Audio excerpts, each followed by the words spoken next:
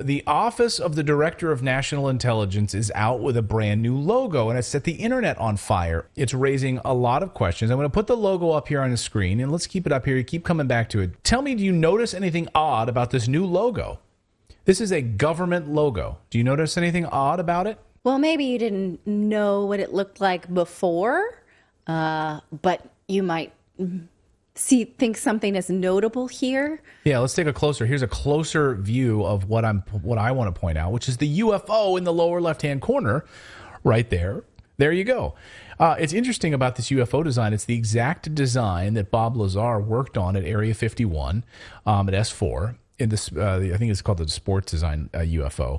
Bob Lazar, of course, is a physicist who worked at Los Alamos National Laboratory in New Mexico, and also he worked on the reverse engineering of these extraterrestrial craft, specifically at the site S4 in Area 51 near Groom Lake, at that operation location in the 1980s. Here is his original drawing. Bob Lazar's original drawing he made. He wasn't allowed to take photos, of course, when he worked there, but this was his sketch of it. And there you can see the reactor core here. So there's the reactor core, the anti-gravity area on the bottom that you couldn't even get, you couldn't even touch. Basically, it was like putting your hands on something somewhat malleable, but you were forced away from it. Here, Bob talks. Here he was talking with Joe Rogan about this exact issue on the reverse engineering of these craft. I'll come back to this new logo in a second and why this is really interesting as it relates to the United States government. But just to give you some frame of reference on this specific craft that is now in this logo. Here's Bob Lazar talking about how they figured out how to turn on the spaceship, how they turned on these reactor cores. Well, they knew there was a fuel source in it, and they were proficient at making it work. And again, my analogy to something like this is you can drop a motorcycle off in the wagon train days and just leave it with the keys parked outside, somebody's place. Everybody will come around it, and they'll poke and prod, and eventually they'll turn the key, get it to start, and become proficient at riding it. Yeah. But they won't be able to understand what the hell's going on. They won't be able to make the plastic fender, much less anything else. And I think that's exactly the state we were at. We played around with the parts long enough before I got there where they could make the reactor operate, take the fuel out, and know that it makes it work. How exactly what was going on in the reactor remained a mystery at the time. I think we made some progress on what was going on inside, but I don't think anybody really knew anything. They could just watch what was going on and make note of it. So you remember how the National Intelligence Manager for Aviation prepared the UAP UFO report. One of the offices responsible for preparing that report. So, and again, that report was massive. Like, how many sightings? What does the government know? What does the government not know? What off-world vehicles do we have in our, in our archives, in our warehouses, in our arsenals, so to speak, alongside the UAP task force? So, again, this office is responsible for analyzing airborne threats. That's their whole purpose. Things we don't understand. Well, and look how just the logo itself shows, like, all of the others are flying in unison, like Unity, and that one's way off by itself, like it's the enemy. You know what I mean? Like, It's way down there. And like, we're the rest watching are, like, this. flying, like, we're together. Yeah. Yeah, like we're watching this thing that's off the coast, Again, the office is responsible for these airborne threats, I guess, like they see, a UFO, or they also have in that logo a drone as well.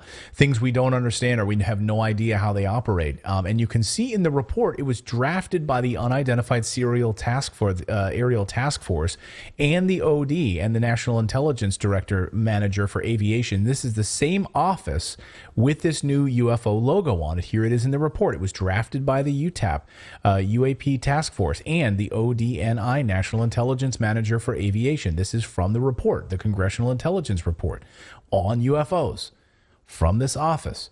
Executive Director of this office is from the United States Air Force. Here he is, Air Force General Daniel Simpson. There he is. Of course, they've been working on the reverse engineering of these craft for decades, as Bob Lazar points out. We can observe the effects of gravity, but we have no idea what it is.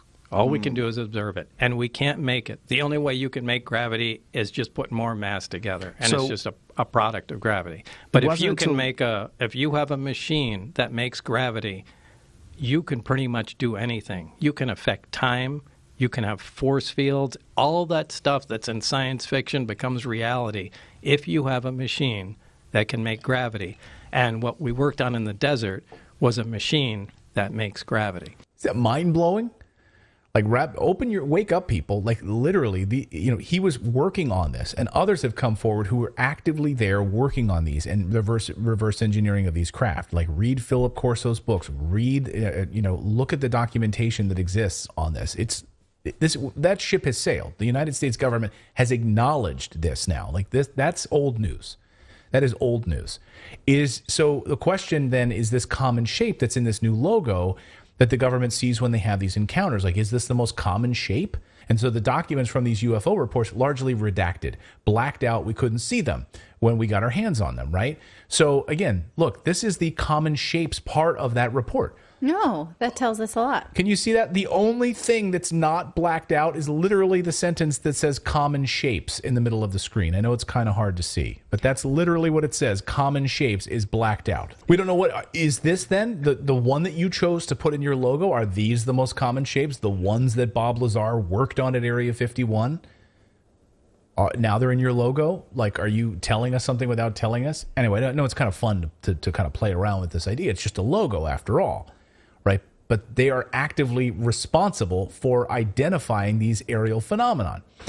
Nick Pope ran the British government's UFO project for the British Ministry of Defense, and Nick Pope tweeted this: "The National Intelligence Manager for Aviation logo features a UFO. But this isn't something hidden that's been uncovered. It's something they've wanted to be noticed. Elements within the U.S. government are actively promoting the UFO narrative. But why? That is a great question. And why now? Is it so that they can increase or distract us from other things? Like, yes, we know they exist. Yes, we've been reverse engineering these craft. Yes, aliens, of course, they exist.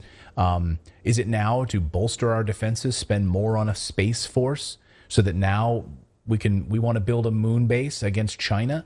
We want to actively do that. So the UFO might actually be the most normal part of this logo, actually.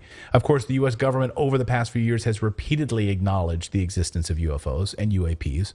They're actively investigating these craft. We've heard from government officials who've worked on the reverse engineering program, calling these off-world vehicles. So it's not surprising maybe that then the Office of the Director of National Intelligence, which is responsible for this, has been, would have this in their logo. Now, the folks over at Sandbox News did a good job of going through some of the other items in this logo, like the triangle drone here, the Dark Star Aurora. Like, there's a number of other things in here, like this triangle. There's also the drone in this. We went through, Alex Hollings did a really good job diving into this and talked about, like, the RQ-7 drone. This is the UFOs and the only mystery in this seal. Like, why is this drone here? Specifically, the Shadow Tactical Reconnaissance Drone operated by both the U.S. Army and Marine Corps, among other national militaries. There's also in here, the Dark Star Triangular Aurora craft, the hypersonic platform that's featured in this. Yeah, and then we have the Adobe craft, the silhouettes of the KC-135. Again, the wingtipped extensions, Bear E craft, like all of these things in this logo. Why is it there? And is the Office of the Director of National Intelligence just futzing with us, playing around with us? The website is clearly under construction. Where this logo showed up was clearly a government website. Clearly, there's all sorts of URL data on this that shows that it's legit. So again, really interesting that it's in an NIMA directory. And then it was weird because then the website changed and updated itself later that evening and updated the logo later that evening and removed it. Somebody in the office discussed it, printed it, made it, put it out there, put it on their website, And where did it come from? Where did the information? Why does it look almost exactly like the Bob Lazar craft? Anyway, we're still awaiting a number of key documents from the government. Of course, the Pentagon right now actively in kind of a fight with Congress over UFO investigative bodies. Right now, the Congress saying we want to do it, Pentagon saying we want to do it. So we're seeing this sort of unfold. What will we get at the end of the day from these different investigative bodies? Will we get something more meaningful from Congress than we will the Pentagon, or is the Pentagon going to continue to cover these documents up?